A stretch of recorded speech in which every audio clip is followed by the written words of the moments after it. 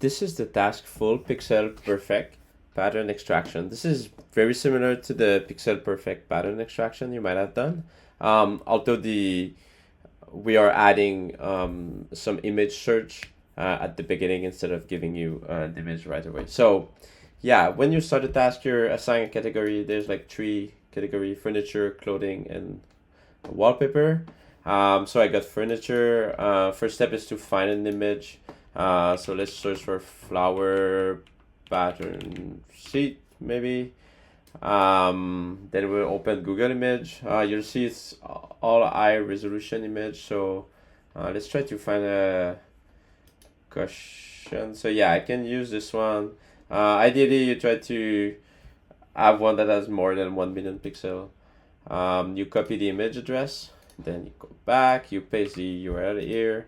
It will run some verification, make sure that it's not used elsewhere or anything.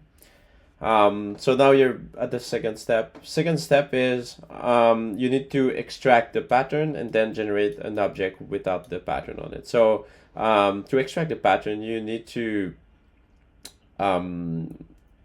there's a cropping tool. You just drag and drop on it.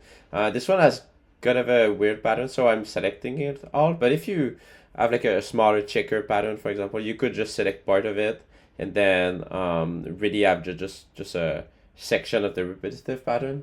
But in this case, I'm gonna take the old caution because yeah, the pattern is not the same everywhere, so I want to really get it. So you crop. Once you crop, I already filled. We're pre-filing the prompt. So extract the pattern on the furniture. So let's just replace the word for cushion as a flat repeating pattern like Photoshop tile, filling the entire frame edge to edge with no border on the edge visible. So this looks good. Just let me extract the pattern. For the plane object, remove the pattern from the, yeah, let me use cushion as well here and replace it with a plain, solid, colored surface. Keep the structure and shape. You can run both. They're somewhat long, like they take about a minute to generate. So in the meantime, you can start thinking about applying the pattern prompt. So you need to describe how to reapply the pattern onto the plane object. So you see here we will be generating an image without the pattern on it, so a plain cushion, and then you need to write a prompt like you would take this pattern and the plane object, and then you would try to generate this image. So apply the floral or green floral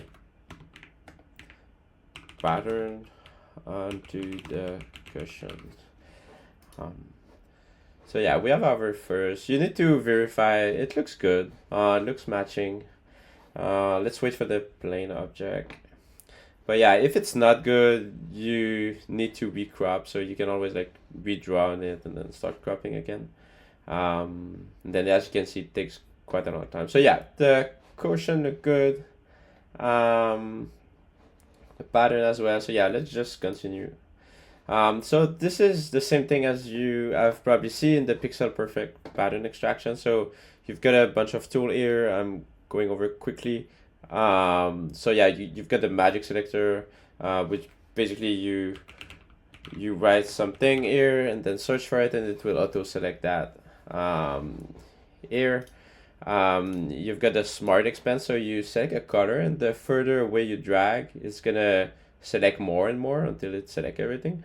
So this is a way you can try to do your selection.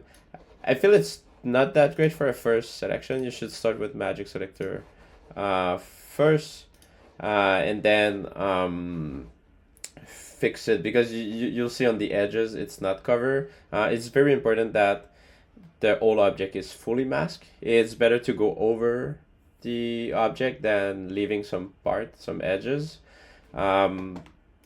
So yeah, one thing I like to do is I use the magic selector and then I just click grow a couple of times so it gets bigger.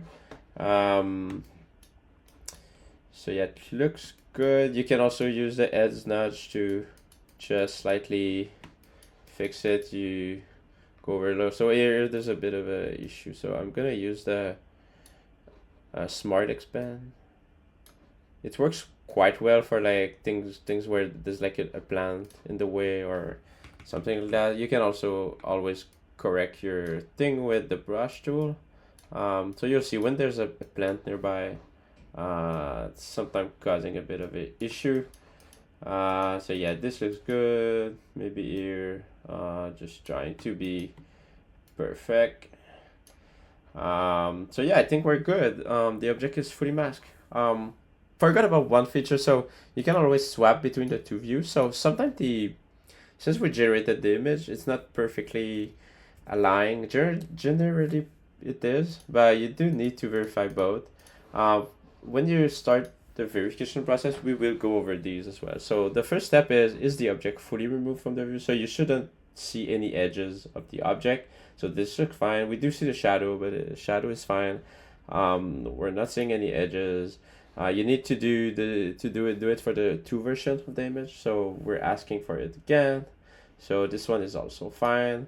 Then the other question is to ask, like, do you only see the object you're masking? So in this case, yes, and there was some leaf here. That's why we see this blank, but we're not seeing any other object or anything else on top of it. So it's good. Same thing for here. We do see a bit of the leaf, but I think this is acceptable in this case.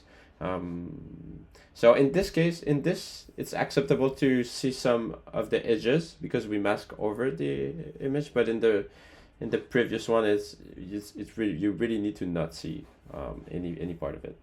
So let's accept. So we will get the same prompt we entered earlier. So normally you don't have anything to change, but you can sanity check. So remove the pattern from the cushion and replace it with a plain solid color surface. Keep the structure and shape.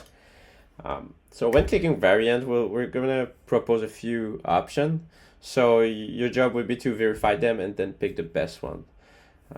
How to know which one is the best? So ideally you need to keep the same shape. So these two are bad in that sense. They change the format of the cushion. This one doesn't.